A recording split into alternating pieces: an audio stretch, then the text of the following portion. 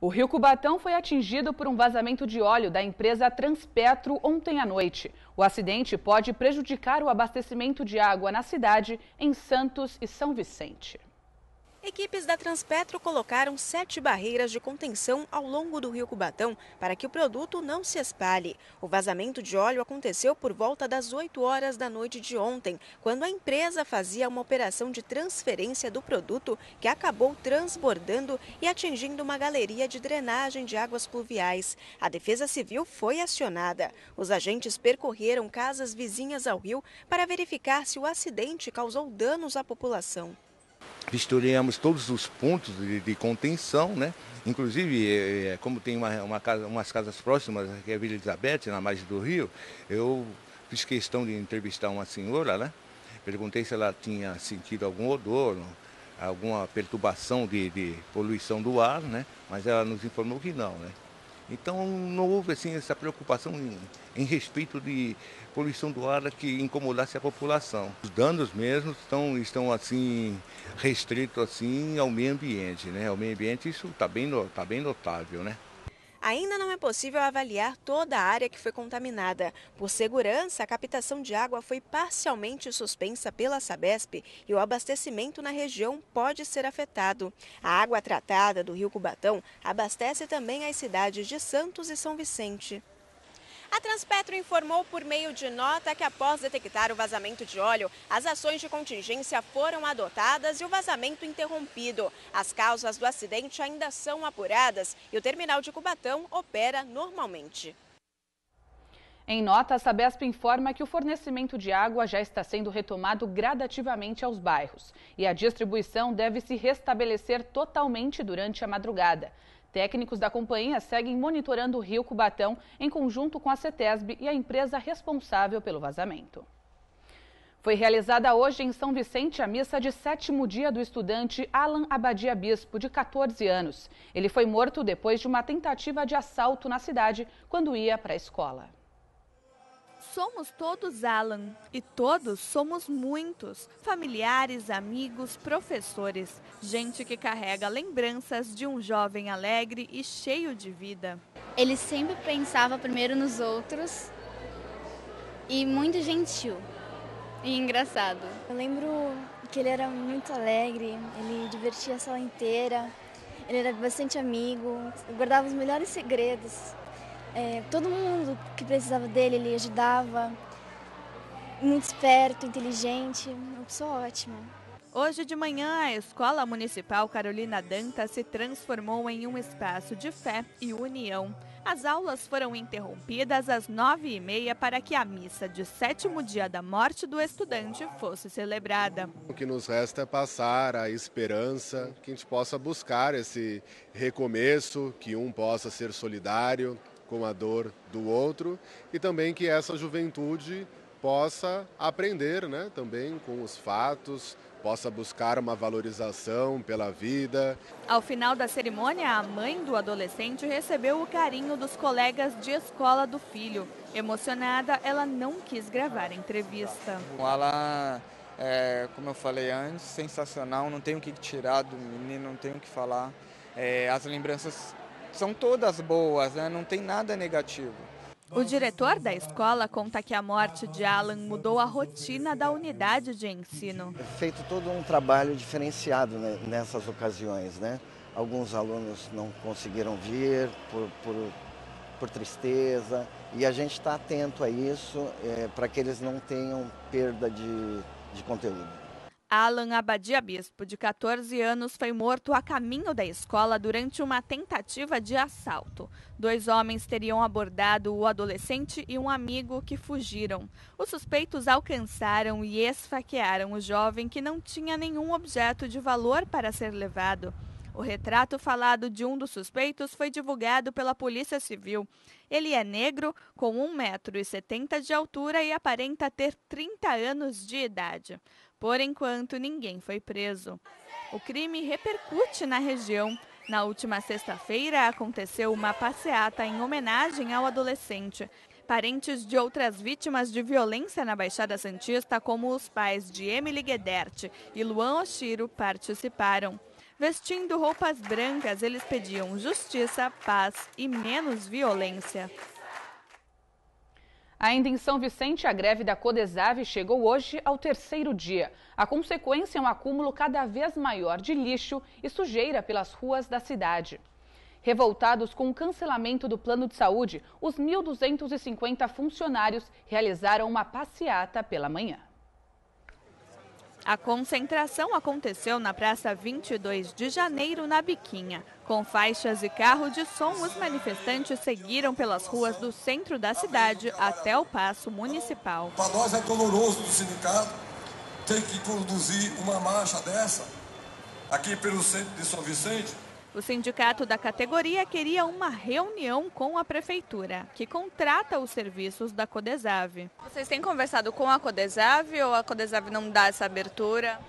Não, a gente tenta fazer uma conversa com eles, mas no sentido de dizendo assim, resolva a situação, porque a situação eles que têm que resolver, né? Não é os trabalhadores, eles têm que pagar. A Santa Casa quer receber. De acordo com o presidente do Sintracomos, a companhia mentiu quando disse já ter pago o que deve à Santa Casa de Santos. O cancelamento no plano de saúde é o motivo da paralisação total dos serviços prestados pelos funcionários. A greve já dura 3 dias. Se tivesse realmente pago, os trabalhadores estariam trabalhando. Como não está pago, por isso estão de braço cruzado. E só vamos retornar ao trabalho após ele efetuar o pagamento de direito e de fato que é dos trabalhadores. A consequência para os moradores é um acúmulo cada vez maior de lixo e sujeira pelas ruas da cidade. Aí chove, vai tudo para os canal e enche a rua toda. Infelizmente, a gente vê São Vicente numa situação dessa, viu? Nós entramos em contato com a prefeitura, que reconheceu que existe sim a dívida com a Santa Casa e pediu para a categoria um prazo de 10 dias para negociar com a direção do hospital. O pedido foi negado pelos trabalhadores no final da tarde, que decidiram manter a paralisação até que o plano de saúde, que é descontado regularmente dos funcionários na folha de pagamento, volte a ficar vigente. Segundo dados da Administração Municipal de Santos, o que a Prefeitura gasta anualmente para restaurar patrimônio público destruído por vândalos daria para construir uma creche. Na mira dos criminosos estão placas, orelhões e monumentos. A peça Soldado Ferido do monumento Filhos de Bandeirantes foi roubada na última semana. Ela ficava na Praça José Bonifácio, no centro de Santos. A estátua de bronze pesa 200 quilos. A prefeitura conseguiu recuperá-la a cerca de 800 metros de onde foi retirada. Nós conseguimos, através de uma denúncia anônima, a gente conseguiu resgatar e vamos recolocá-lo em breve. A peça está na Secretaria de Cultura à espera de pequenos reparos. Essa já é uma réplica. A original foi roubada em 2012 e gerou um prejuízo de R$50 mil. Ele vai ser reposto sem precisar de restauro, apenas uma fixação maior, mais firme, mas sem gastos. No dia seguinte, em uma outra praça, outro roubo. Só que dessa vez o monumento, um busto de Getúlio Vargas, ainda não foi encontrado. Ficava na parte interna da Praça dos Andradas, próximo à Cadeia Velha de Santos. Só restaram um pedestal e a placa de identificação. A estátua foi inaugurada em 1955, um ano após a morte do ex-presidente da República. Agora, a Secretaria pensa em realizar com a Guarda Municipal uma força-tarefa. O objetivo será fiscalizar estabelecimentos que comercializem bronze. Já há algum tempo atrás, nós já junto com a Secretaria de Segurança, a gente já tinha feito uma força-tarefa buscando intimidar essa ação desses criminosos, né? E vamos tentar fazer de novo para que isso não aconteça novamente. Um acidente de trânsito envolvendo uma viatura da Polícia Militar e um carro de autoescola deixou 3 pessoas feridas hoje pela manhã em Guarujá. A colisão ocorreu em um cruzamento na rua Carvalho Pinto, em Vicente de Carvalho. As vítimas, um PM, o instrutor da autoescola e a aluna foram levadas com escoriações leves ao Hospital Santo Amaro. O caso será acompanhado pela Polícia Civil, que deverá investigar as circunstâncias do acidente. Atenção motoristas, o trânsito na Avenida Francisco Glicério, em Santos, foi alterado por causa das obras do VLT.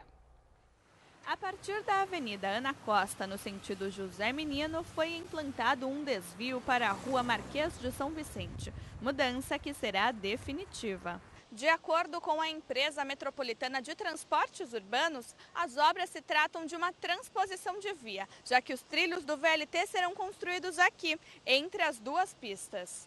Os motoristas reclamam da falta de sinalização. Está bastante confuso, né? Aliás, está faltando sinalização. A primeira coisa que você percebe é que não tem sinalização. Vai para cá, vai para lá e está mudando muito constantemente. Então, fica desnorteado, sim. Eu estava vindo agora na mão esquerda e eu já não sabia que tinha que entrar. Então eu saí e vim para cá, então falta um pouquinho de placa aí, um pouco de sinalização. Está um pouco confuso, sim. Por meio de nota, a CT informou que a MTU já sinalizou totalmente a via e que fará o pedido para instalação de mais placas. Ainda sobre o VLT, uma boa notícia para quem está desempregado. O consórcio BR Mobilidade, empresa responsável pelo veículo leve sobre trilhos na Baixada Santista, está recebendo currículos para trabalhar nas funções de agente de estação, serviços gerais e manutenção do centro de controle operacional e pátio. Ao todo, são 200 vagas. Os interessados devem enviar currículo para o e-mail seleção@brmobilidadebs.com.br. Eu vou repetir o e-mail: seleção@brmobilidadebs.com.br. Esporte. Jogos da Unisanta recebe novamente chancela da Federação Universitária Paulista. A renovação acontece pelo 4º ano consecutivo. O selo da Federação Universitária Paulista de Esportes mantém os Jogos da Unisanta como a competição universitária oficial da região. Valoriza bastante o evento, os Jogos da Unisanta. Há um reconhecimento por parte do presidente Aurélio Miguel, de toda a equipe, que os Jogos da Unisanta têm, de fato, uma bela organização. A oficialização contou com a presença de representantes da FUP, das atléticas participantes e o comitê organizador dos Jogos. Assim como no ano passado, as equipes vencedoras participarão de competições em nível estadual e nacional. Os campeões da conferência aqui da Baixada terão possibilidade de disputar as finais do Campeonato Paulista Universitário. Hoje nós temos as conferências, né? A Baixada Santista já é uma conferência, temos Ribeirão Preto, temos Vale do Paraíba, temos Grande Campinas, temos Presidente Prudente. As inscrições para a 33ª edição dos Jogos da Unisanta terminam na próxima segunda-feira, dia 28. É a maior competição universitária do estado. A edição deste ano será realizada de 2 a 20 de maio. É uma tradição, é uma festa popular, é uma festa universitária, é o único, mas é o principal a nível estadual, o que reúne uma grande quantidade de atletas e de modalidades esportivas. Também foram anunciadas novidades para esse ano, como uma nova competição que começa em agosto, o Campeonato Paulista Universitário. Deve acontecer do final de agosto até o mês de outubro, novembro, para movimentar as entidades nas modalidades de futsal, handebol, basquete e vôlei. Isso já vai ampliar o calendário universitário aqui da região e poder agregar para mais entidades participarem dos eventos. Uma das tradições da Páscoa é presentear com ovos de chocolate. Quem opta por sabores caseiros encontra variedade, e cada um mais incrementado que o outro. Para algumas doceiras da região, esta é a época do ano de mais trabalho. Tudo para conseguir uma renda extra. A tradição dos ovos de Páscoa vem desde o período medieval. Os reis presenteavam seus familiares com os ovos feitos de ouro e pedras preciosas. Só depois de 200 anos, os franceses tiveram a ideia de fabricar os ovos de chocolate na Páscoa. A semente do cacau reforçou a ideia de renovação. E foi com esse espírito de renovação que a família de Adriana Mesquita buscou forças para não desistir. Em meio à necessidade, ela se descobriu. Depois que eu fui demitida do meu serviço, e aí eu tinha uma bebê, então ficou complicado para estar trabalhando tudo, e comecei fazendo os doces de aniversário delas, os bolos, e aí foi daí que começou. Há 10 anos, ela é confeiteira. Desde o começo, a maior motivação foi a família. E não é à toa, aqui todo mundo trabalha junto. As filhas ajudam na produção e o marido faz as entregas, além de cuidar da parte administrativa. É uma união no trabalho que ajuda a unir mais a família. Às vezes você tem está estressado com alguma outra coisa, você está olhando de rabo de olho para um filho e de repente você depende dele. Então ajuda a unir a família. A especialidade dela é fazer ovos de colher. O sabor fica a gosto do freguês. Os recheios são os mais variados. O mais pedido, é o napolitano. Começa com quase um mês antes, já elaborando o cardápio, né, os recheios que eu vou estar fazendo, a tabela, a procura das embalagens, a fazer todo o esquema da agenda, parar com a parte de bolos, que daí eu não trabalho com essa parte de bolos nessa época, para poder ficar só com os ovos. E, assim, as 2 semanas antes de chegar a Páscoa, para tudo. É só a cozinha, das 7 da manhã até 6, 7 horas da noite. Se você ficou com água na boca e achou o ovo de colher diferente, é porque ainda não viu aonde a criatividade dessas confeiteiras pode chegar. Como que é feito esse bolo ovo?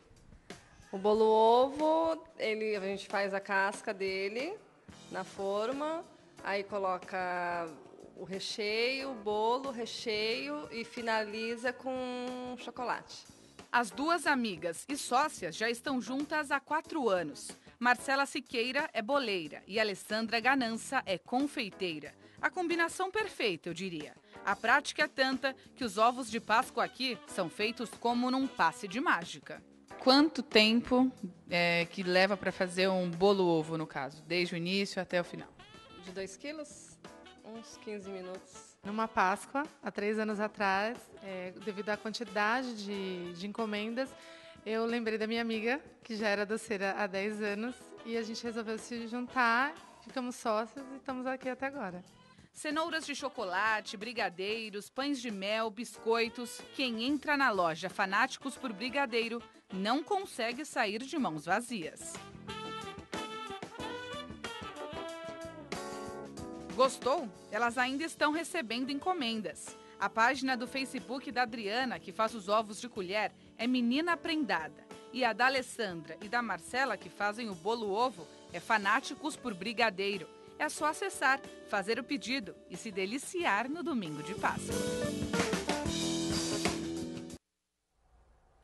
Depois de 2 anos sem realizar eventos gastronômicos, o Parque Voturuá, em São Vicente, recebe a Chocofest e uma exposição de orquídeas.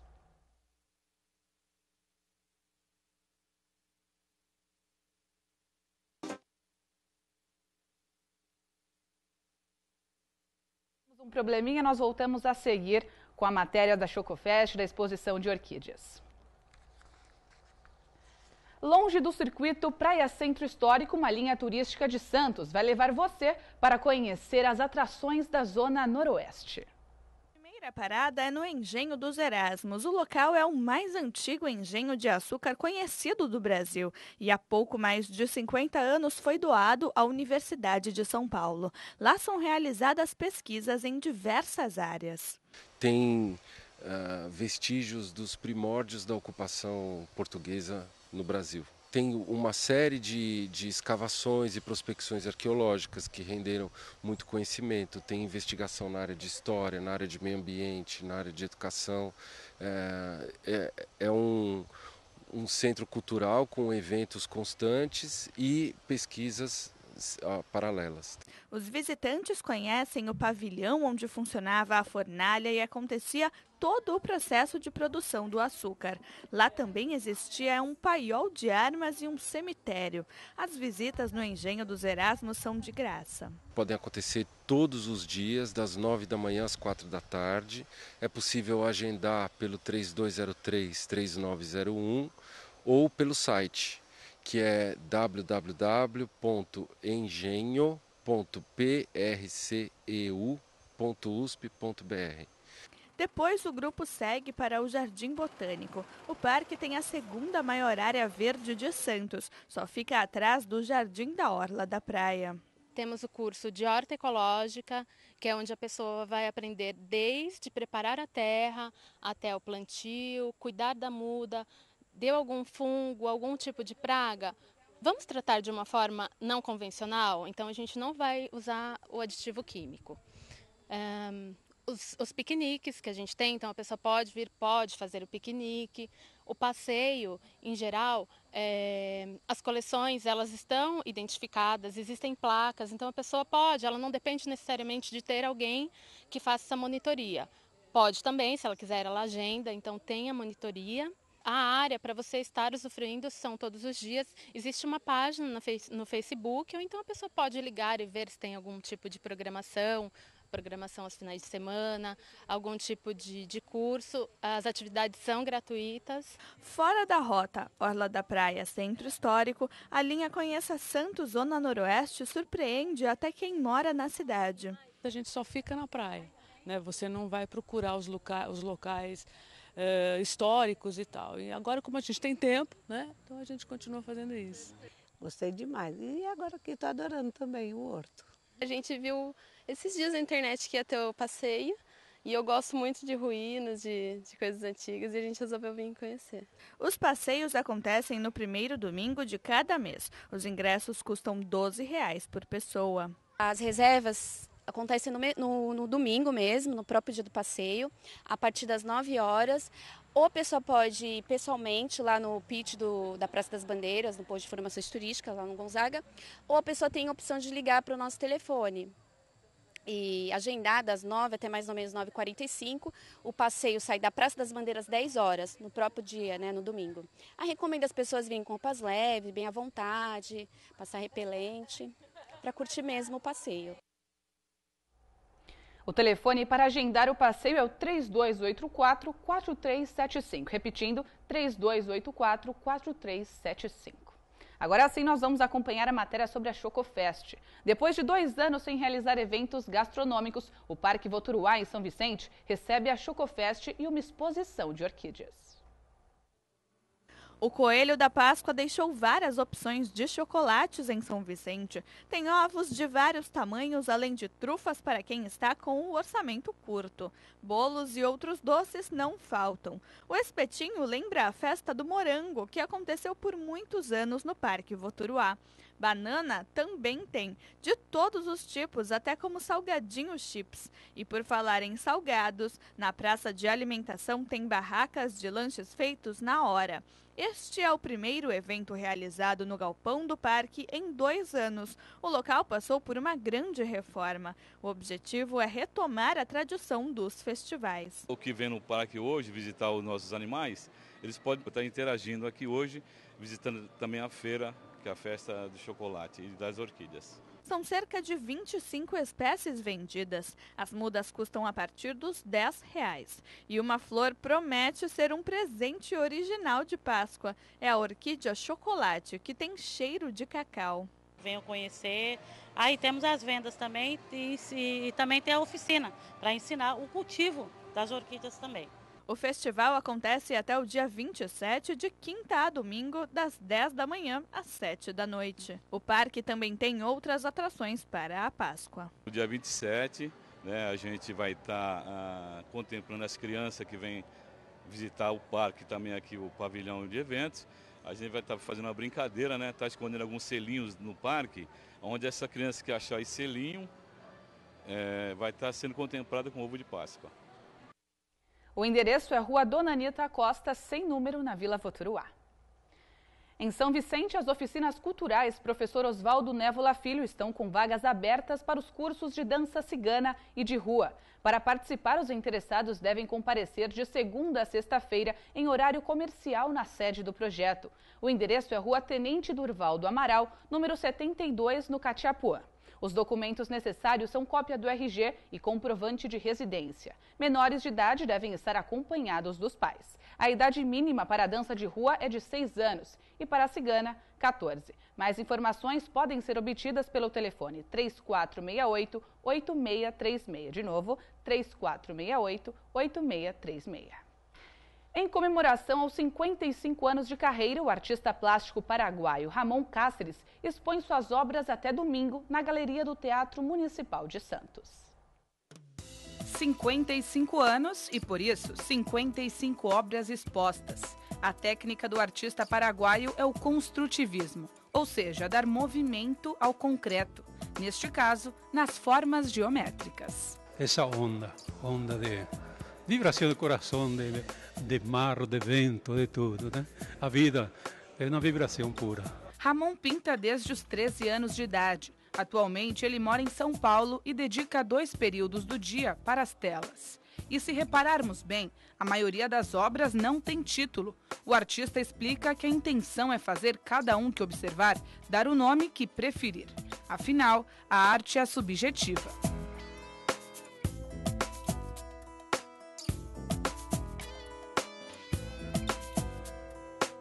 O curador da exposição Ramon Cáceres, 55 anos de pintura, é Enoque Sacramento. Ele conta que o artista tem uma sensibilidade refinada e por isso se destacou no meio artístico. Uma das características do Ramon Cáceres é uma bandeira ondulada. Né? O Volpi, na última fase dele, ele fez muitas bandeirinhas, né? As bandeirinhas e os mastros, mas eram todas retas, eram como se fosse, como já se disse, assim, um retângulo do qual ele tirou um triângulo, então ficou uma bandeira. Então a do Ramon não, já lembra uma bandeira desfraldada, né? Em todas as obras tem essa curva da bandeira. Para quem quiser conhecer mais sobre a técnica construtivista, a exposição fica no Teatro Municipal de Santos, na Galeria Brás Cubas. O endereço é Avenida Pinheiro Machado, número 48, na Vila Matias, de segunda a sábado, da 13h às 19h. A entrada é de graça. Eu vim não só para prestigiar, eu vim para me nutrir do dom que Deus deu a cada um, que é o dom da arte. E a arte é, na minha concepção, um dos elementos que pode mudar o mundo.